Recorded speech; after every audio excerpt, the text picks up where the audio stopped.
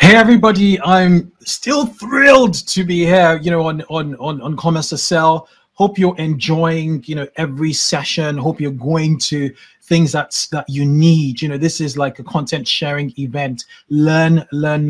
Now, Q4 is definitely a retargeting, event. And this panel, the panel you're about to get into, is the audience building for Q4 Expert Panel. And it really talks about how to scale your Black Friday, Cyber Monday revenue without increasing ad spend.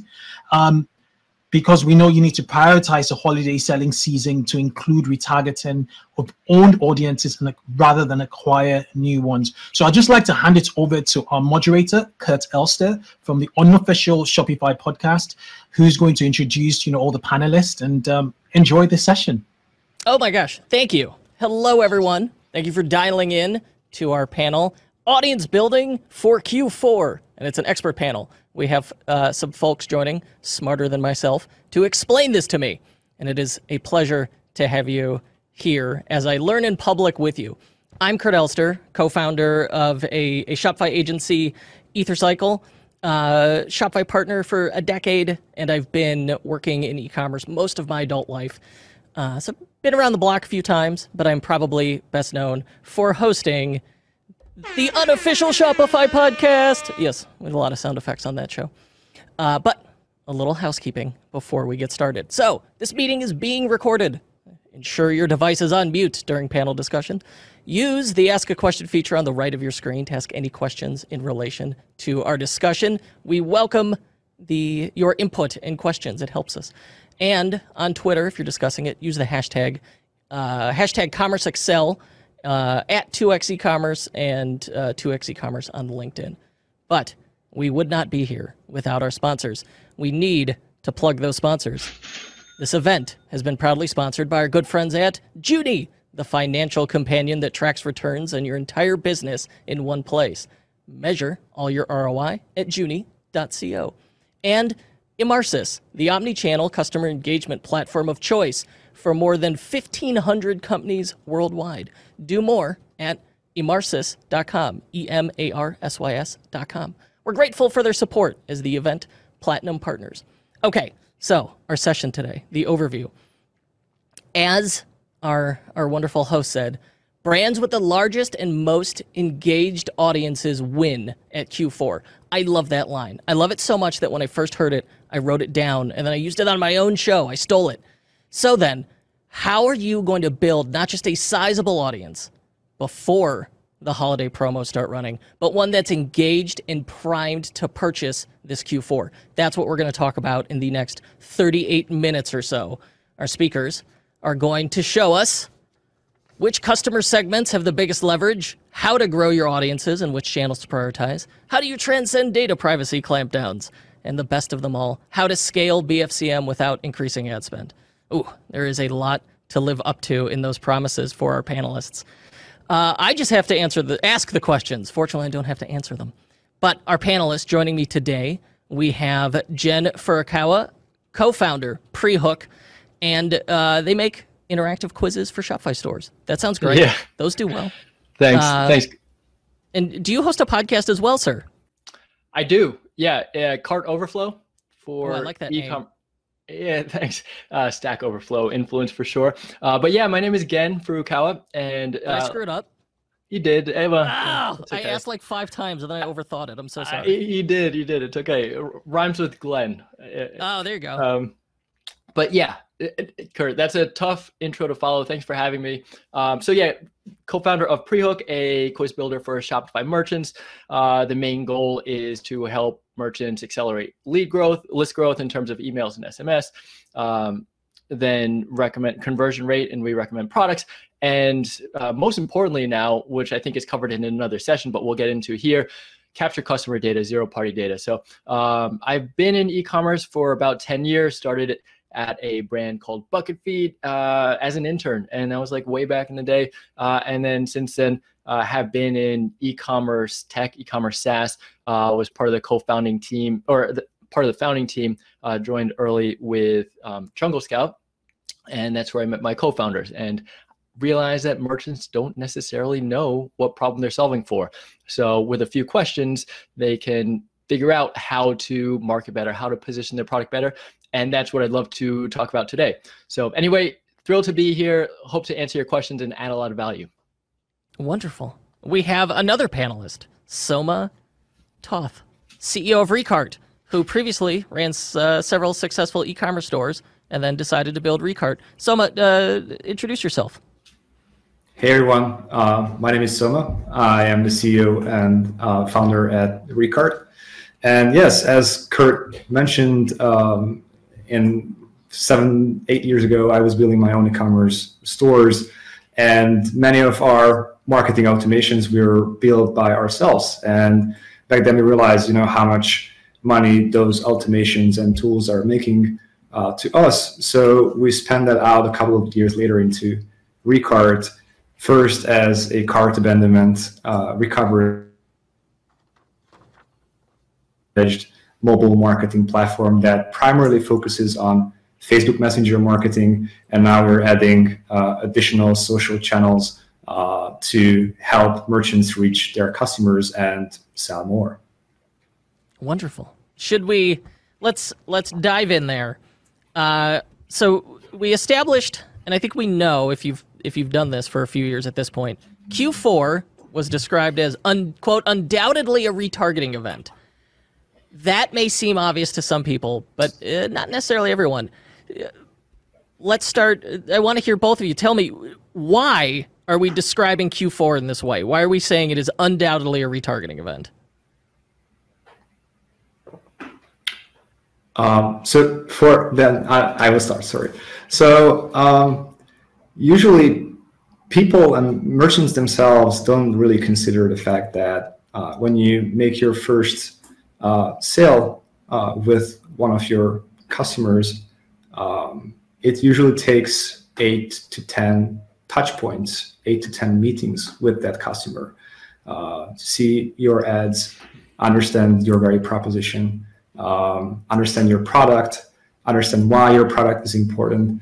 It takes several touch points to get someone to purchase.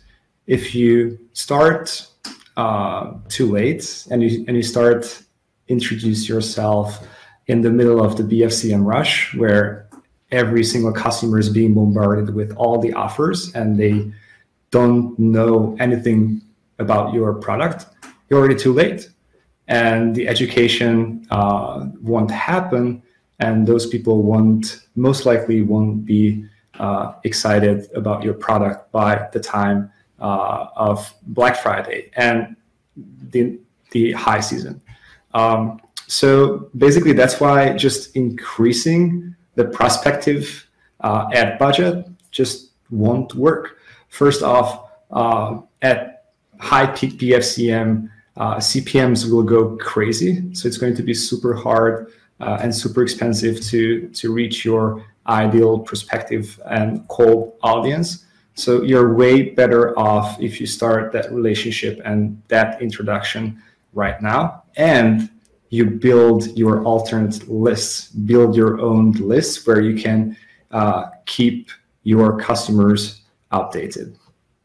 Okay, so our issue is you can't expect to drive cold traffic to your store and have them make a sale if they're seeing it for the first time, because this is a relationship building exercise. We have to have these on average 8 to 10 touch points in our sales cycle or our sales funnel before someone's willing to make a purchase. Yeah. Okay. Exactly. Makes sense. Gen, anything to add there? Yeah, I think that those are great points, but I would actually take the counter stance that it's not retargeting per se, and I think that's what the crux of this is about, is that if there is a heavy reliance on paid, the ROI on that is uncertain at this point, and especially it might be maybe even short term if we consider what might be coming down the pike in terms of remarketing and that access to third-party cookies and iOS 14, iOS 15. What I think you said that makes a lot of sense is that it's about who you target and with what targeting. And I think that's where the owned audience comes in. So it's not retargeting, which to me implies that it's all paid, but it's kind of like this holistic experience in omni-channel. And I think the owned channels, so it might be email, SMS, Facebook Messenger, those are going to be touch points as well. So you can't necessarily count all your touch points with paid. And I think that's what we'll discuss maybe even next, is what you know about your customers and how you're segmenting them on the back end, how you're tying that segmentation to the offer that you're putting in front of them, and then how you're kind of like tracking them around. So that's where the remarketing comes in. But it's, maybe more touch points with offers, because there's going to be a ton of noise to compete with. So it's the relevancy and the personalization that cuts through the noise. And I think that's where you might see the effectiveness of the marketing campaigns. Okay. Oh man, a lot of follow-ups there. But my direct follow-up to that, you said relevancy will improve the effectiveness of campaigns. Tell me what you mean by that. Give me either you go deeper on it or give me a working example so I can visualize it. Yeah, for sure. So, I mean, we've seen a ton of statistics in terms of personalization. And so what that entails is people are going to be more likely to purchase if they see a personalized offer, more likely to have a higher order value, more likely to have repeat purchases, which ties into the customer lifetime value. And I think the crux of it, what may be most interesting, is that customers are willing to share their personal data in exchange for a personalized experience. So there's like, we all want it. And so statistics bear this out. And I wish I had a link to it, but it's cited statistics. But here's the rub. And I think here's where the opportunity is, which is a customer experience gap. Everybody wants a personalized experience, but marketers are struggling with it. And I think it might be 1 in 10 are actually effectively putting forward a personalized experience. And so where is the shortcoming? Is it with the tooling? Well, if you look at Klaviyo or Omnisend or any of these other tools like Nosto, personalization, the tooling is there, but personalization is really only as good as the data that you're feeding it, like garbage in, garbage out. So what data are you gathering about your customers that you're able to put together a tight segmentation? And so, Curt, I hope that answers your questions in terms of like why people care about the offer that they're seeing, or why personalization actually matters. And in short, it matters because I think it's directly tied to dollars. No, absolutely. I think I definitely agree with all of that, or at least most of the sentiment. Certainly, I think personalization increases relevance. Relevance increases our ROI, or return on ad spend, one of the two. And within that, I think you're right about the tooling being finally like we have the tools to do this. I still don't think it's necessarily easy to do, especially on-site personalization, but the stuff is out there. But you're right, very few people do it. And of our clients that are doing personalization, it has very positive gains. It has a positive effect. But even for us, it's a thing we're really, admittedly, only just getting into seriously in like 2020, 2021, where we're like, all right, we need further optimizations. We need to really start stretching these budgets. Totally. Can I just dig in there a little bit? Like what that actually looks like tactically, like, and I'm sure you're going deeper than, like first name. What do the personalization tactics look like? Well, so you're right. Yeah, you could just do stuff like when people think about personalization, it's like, oh, hello, welcome back, Curt. It's 72 degrees in Chicago. Like that's the stuff we think about. But is that relevant to the shopping experience? I think where you get the real gains on personalization is where they're a little more transparent and a lot more focused on merchandising. Like use personalization to hide from me the stuff that is not relevant to me. And then, oh, well, now the stuff that is relevant bubbles to the top, and suddenly your conversion rate for that segment goes up. I'm the moderator. I'm not supposed to answer my own questions.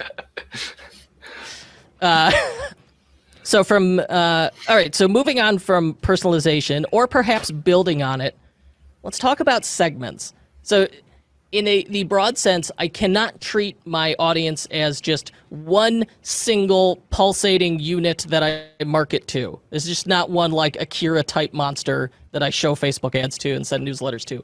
There are individual groups within my audience. Help me segment. You know, we talked about a funnel. We talked about 8 to 10 touch points. So, Soma, tell me about segmenting my audience. Do you have thoughts there? Absolutely. Happy to help. So first off, I have to clarify that segmentation is a very broad topic. You can segment your audience into 2 pieces, and you can segment your audience on a subscriber basis as well. So you can go in super details, but luckily, many things can be done with a very few simple steps. So in our experience at Recart, most of our merchants see value from creating engaged lists, different types of engaged lists based on click, open, and on-site activities. So for example, they create segments based on people who clicked on a message in the past 30 days. So they define who are the people who are mostly interested in their offers. They can give it a spin to that segment and say, okay, include only the people who have not made a purchase in that period of time. So I know that when I send my offer to them, when I send my content to them, that they have not purchased yet. So another very good type of segment, and also super easy to do in any of these tools, is creating a VIP list. So VIP lists can be defined based on total order value or number of orders that the customer made in the entire life cycle. And it usually starts from 300, maybe $500 in total ordered value. And it creates you a very strong list of your best customers, which customers you can treat as VIPs moving forward. And it's crazy to see when you start treating your VIPs as your truly most important customers, and you provide them content or discounts that you don't give to others. They keep spending with you. They keep consuming your content, and they keep purchasing your products. So we can go into segmentation like very, very deeply. Segments can be defined based on all sorts of data points. But for us, what we see with merchants who are making a couple of $100,000 every single month, they mostly use engagement and order value based segments. And they send campaigns, offers, and content to them very effectively. It works much better than just blasting your entire list out. I agree with what you're saying, but I'm having a hard time visualizing it in practice, because I think the missing piece there is, how do these offers differ?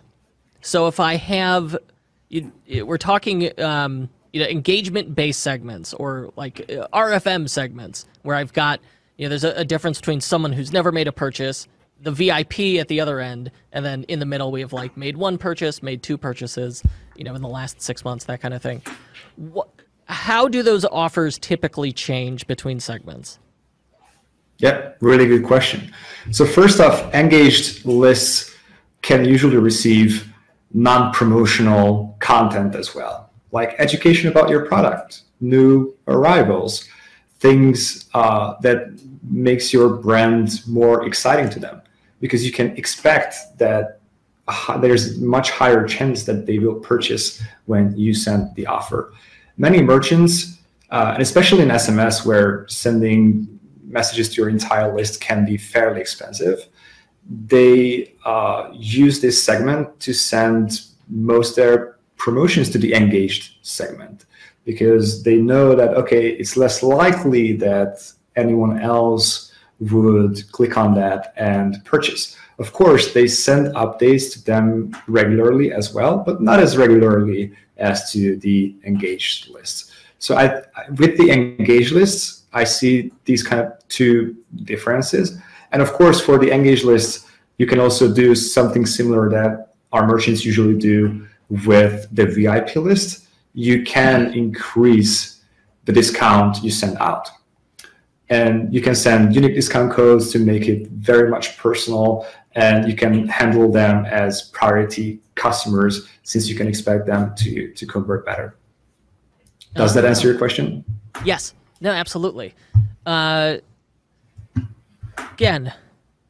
do you have thoughts there?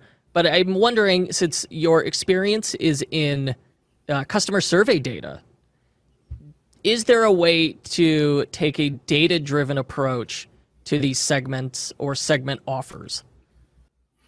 Yeah, so the way that I think about segmentation is basically like what Soma's talking about, but if you can think of in terms of buckets, like, right, there's a demographic way to segment. So that's as simple as like what their age is or what their gender is, and then geographic data. And so there might be different products that make sense. This is all kind of like pulled from purchase history. And so then behavioral data. So that could be past transactions or purchases, website behavior, abandoned cart, all those stuff. And then lastly is the psychographic data. And that's like kind of internally the customer. What are they looking for? What are their interests, their goals, their challenges? And those are things that maybe up until this point, not really up until this point, but like unless you actually have data, and just to clarify, like what zero party data is data shared directly and willingly from a customer to the brand. Unless you actually have that, a lot of that is inferred, or you're making assumptions. Like, for example, if I were looking at a skin care product or a moisturizer, you can say, oh, I have dry skin or normal skin or whatever, but you don't necessarily know unless, of course, you're asking directly, like, what problem are you trying to solve, or what does success look like to you? And if you take any product, a lot of these products could have different use cases and benefits depending on who's purchasing. Like, take a multivitamin or take a moisturizer, for example, or a shampoo. People are looking for different things out of these. And if you're able to capture what their intent is, then that can really do a lot in terms of your segmentation. And so how does that actually trickle down to the communication facing the customer? Well, you would be educating them differently. You would be sharing different benefits, of course. One example is Kettle and Fire. It's a bone broth brand. They have a quiz right on their homepage. It's kind of like the start of the customer journey. And what's really interesting is they have a question kind of early in the quiz. What are you trying to get out of this? And it's like, health or better immunity or lower inflammation. And depending on that, then they're at the very end of the quiz, they merchandise it, they position their product specific to the problems that you're offering. And so just imagine how that would play out in the education that you're getting in the email and the post-quiz welcome flow with the remarketing campaigns. And so I think that is kind of like, in some ways, a missing piece to what we were talking about earlier, Kurt, in terms of personalization, is like, what is it that I'm looking for? And then how can this product help me get to who I want to be, what I want to become? I love this idea because I know from our conversion rate optimization work, the thing that has the highest, just wildly outsized gains is copywriting. And it's because with copywriting, you're really making your positioning, your product market fit more relevant with better copywriting. It's not so much the copy's better, it's that it's more relevant to the person reading it. And so this quiz idea, this segmentation idea, personalization idea, all of these things at their core are just ways to get our message more relevant to the person. Okay, I like that idea. Now, one thing you touched on at the start, and then again now, was first-party data. And you mentioned we've got these privacy clampdowns in iOS 14. For people who aren't familiar with why they might be terrified at the moment, or why maybe they should be, can you dive into it? Can you talk to me a little bit about the iOS 14 privacy issue and this concept of first-party data? Yeah, for sure. So first-party data is kind of like passively tracked. So that's things that you are capturing yourself. And so, like I said earlier, like what person's purchase history is, and from there you can maybe assume where they live based on their shipping address, billing address. Second party data is that, but it's kind of like packaged together and anonymized. And third party data more so. The difference as you get to second and third party data is that you actually don't necessarily know the sourcing, and you don't know when it was gathered and from whom, and therefore it's a little bit less reliable. But as you get closer to the source, of course you can get more reliable data, but then you actually know who that came from. And so when you tie the who it came from, and you tie it to an email address or a phone number for an SMS and what they're looking for, all of a sudden, like, that pairing like unlocks so much. And so copywriting is one thing. The offer means a lot. The on-site website experience, and then SMS and paid and Messenger. I mean, so it really ties together like this omni-channel experience. And basically the goal is to get closer and closer to the customer data.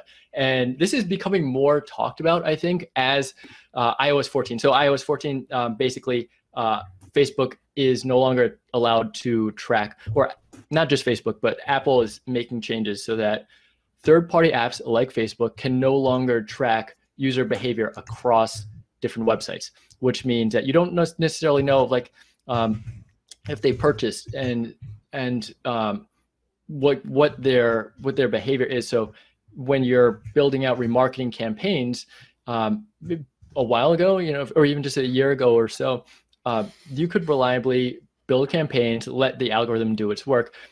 Now, as that data is pulled away from Facebook, it's a little bit less reliant, and I think brands are seeing that, and so cost per acquisition is increasing.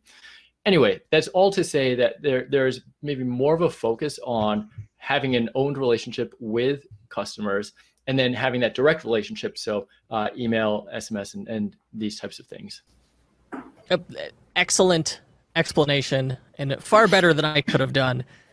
Soma, you have a lot of experience with customer journeys. And so I'm curious, in your mind, what does a successful customer funnel look like? If I'm really, prior to Black Friday, I want to wring out the most from my ad spend without increasing it. I suspect that the way to do that is to increase touch points and really build out a more complete customer funnel that accompanies this customer journey with the brand. Talk me through, what's a good one look like? Like, how would, if you said, man, this is what doing it right is, what does doing it right look like? Yeah, absolutely. Happy to dive into this. So first, let's talk about the on-site experience. So let's imagine that the customer is already on your website checking out your brand, your story, or your products. So I'm not going to talk about how many touch points you need to take before they can actually go to your website and from what kind of sources. Let's assume that they are already on the website. Most of the merchants already run some kind of lead capture mechanisms on site. Most likely a pop-up that captures email addresses, phone numbers, messenger subscriptions, etc. First problem is basically there. Most merchants go into their Klaviyo, Omnisend, Optimonk, Recart, whatever tool they use, enable the pop-up, and they think that the job is done. And in many cases, those default templates are not doing an effective job for them. So I have this kind of 10% rule here. I want to capture at least 10% of the on-site traffic into email, SMS, or messenger channels. I think that's where the party starts. That's the 10% where merchants can say, okay, I am somewhat effective at capturing my traffic and targeting my traffic into owned channels. So if you are below 10% in terms of conversion rate, you have work to do there. And I see relatively big and even very, very big brands being okay with a pop-up that converts 3, 4, 5%, because they don't want to go aggressive. They don't want to do full screen pop-up. They don't want to give a more aggressive or more compelling offer. But if you think about that, you can very easily double, triple, or even quadruple the number of people who you can talk to on those channels, where you can get complete control over what you send to those customers. So I think that's like the very first point, what you really need to nail, how to subscribe people to these lists very, very effectively. And don't let it go until it is at least 10%. Ideally, if it's very strong, it should be at 15. And we're seeing examples of 20, 25. If you start testing what your audience is receptive to, you will find surprises. So for many of our merchants, for example, nowadays, mystery discounts work really, really well. They're not showing the discount they're going to give to their customers. Instead, they're finding out what the discount will be in the email. And they build a flow which has a starting point as a subscription. Then there is a randomizer that basically randomly picks between 4 different discount codes. It can be weighted. And then the email sends the discount code they are going to get. Opt-in rates are super huge. And of course, there is a revenue component to this. So many merchants argue that, okay, capturing more subscribers does not necessarily lead to higher revenues, because revenue per subscriber are usually lower there. And I agree, as soon as you start going from 5 to 10%, yes, revenue per lead will decrease. But at the same time, the cumulative revenue you're generating from your lists is going to be a lot higher. So I would start with your capturing stuff, and then I would move into your welcome flow. Welcome flows on email should at least consist of 5 to 8 different messages where you introduce yourself, your brand, you teach your customers about your products, your product lines. SMS and Messenger should be 2 to 4 messages with the same regard.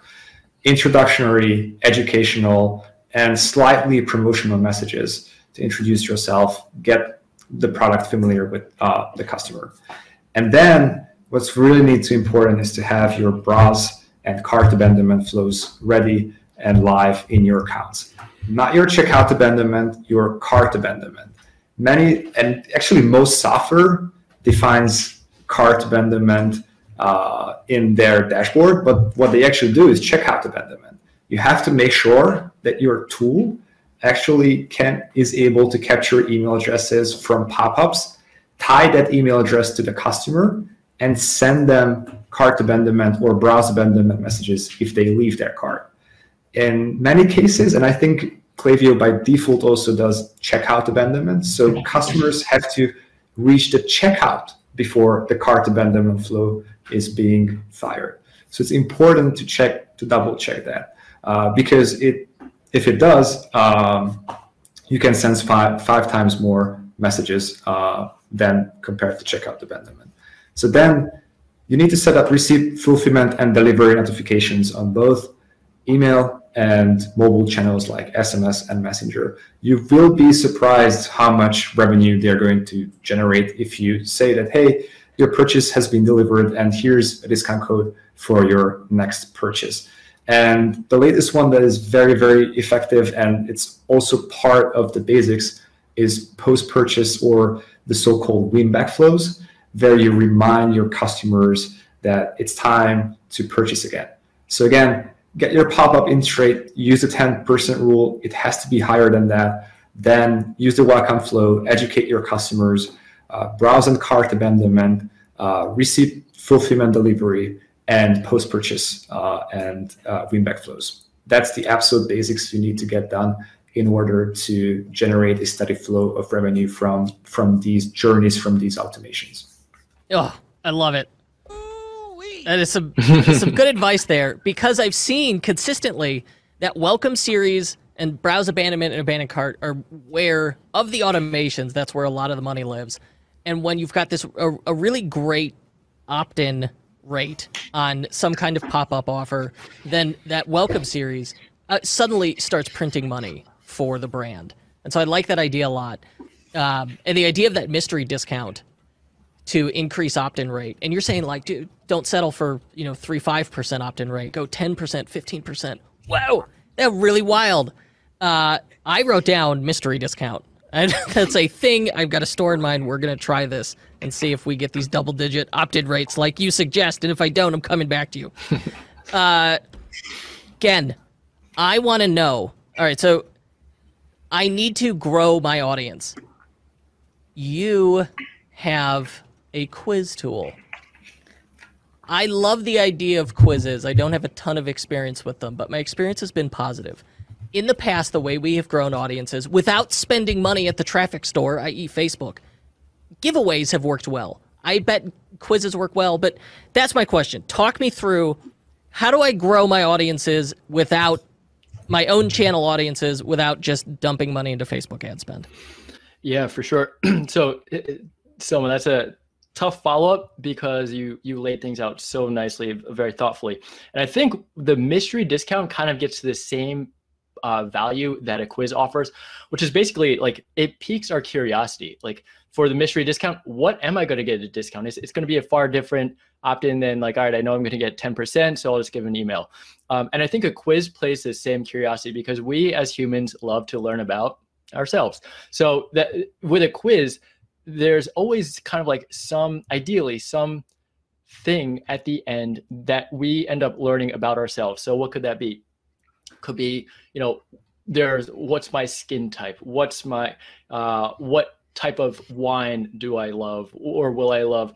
So there's that discovery element. What's my routine to grow my hair back or whatever? But there's some curiosity and some value. And I think it's that exchange of value, a quid pro quo of like, here's my info, give me something in return. Like, that's going to become more and more important. And I think a quiz can help solve that. So how can you utilize a quiz more without spending? So of course you can have a dedicated landing page and a quiz, Facebook or Instagram or YouTube, whatever. And it'll be like, learn about this or discover your that. And it sends to the landing page. But of course you can do the same once you get that traffic. So if we're going to take Soma's 10% rule and do that, how can we get people to take the quiz? Because our merchants are seeing, again, 2 to 3x the opt-in rate of a quiz as opposed to just an opt-in or, at the footer, join our club or join our newsletter. Because again, it's the value that people are getting. So if you're able to have a great hook with a quiz, so what they're going to get at the end, the value that you're offering for them to take the quiz, and then an opt-in. And even Klaviyo is doing this now in some sense with their multi-step opt-in, because again, an email is good, but then what data are you attaching to that email in order to work on the segmentation, which we discussed earlier? So on site, once you get them to the quiz, there are a multitude of ways to engage them in the quiz, where you might see, in the hero nav. So lots of brands start their customer journey. In fact, you have to take a quiz, especially if it's a subscription brand, say Scentbird, which is DTC fragrance, or Trade Coffee, DTC coffee, or Stitch Fix clothes. All these things, you need to take a quiz because on a recurring basis, what you know about the customer is so important in order for them to continue. But the same can be said for one-time purchases. So if you can focus on the hero image, you have a quiz, the header, the footer nav, and then also pop-ups. And I've seen some of our merchants and then other stores that I've seen as well have a pop-up, and it might be an exit intent-based pop-up as somebody goes to close the window. But hey, wait, let's learn about you, and we'll give you something in return. So those are some of the ways. And like I said, I think it's at least worth a try, because not only are you going to possibly see a higher opt-in rate, so you can exceed 10%, but you're going to get a lot more with that lead. once you think about what you need in order to improve your marketing. And then you just ask that. And because you're going to offer something good in return, you can most likely get that from a customer. Fabulous and enlightening. That we're out of time. I have like 10 more questions I could answer, which would just result in another 10 questions each, I'm sure, because you were both a wealth of knowledge. Soma, again, thank you so much. I appreciate your candor and sharing your knowledge with us. So before we move on to our next session, well, we must be extremely grateful for the support and partnership of our partners. So thank you for making this event a success. To our gold partners, Postscript, making SMS for e-commerce easy. Automate your SMS marketing at postscript.io. Recart, sell more with Facebook Messenger marketing. Reduce abandoned carts at recart.com. And our silver partners, OmniSend. Increase your sales, not your workload. Take the shortcut to revenue growth at omnisend.com. Bolt, connecting retailers and millions of shoppers in a unified network. Your shoppers are one click away. Bolt.com. And BeProfit, get all your e-commerce profits at a glance. Track all your expenses at beprofit.com. Oh, well, thank you. And join us for the next session on Optimize Your Q4 with Scenario Planning by Matt Putra, founder of 8X, at 2:45 p.m. and 7:45 p.m. And in the meanwhile, take a journey through the exhibition for an exciting engagement with our partners. Thank you.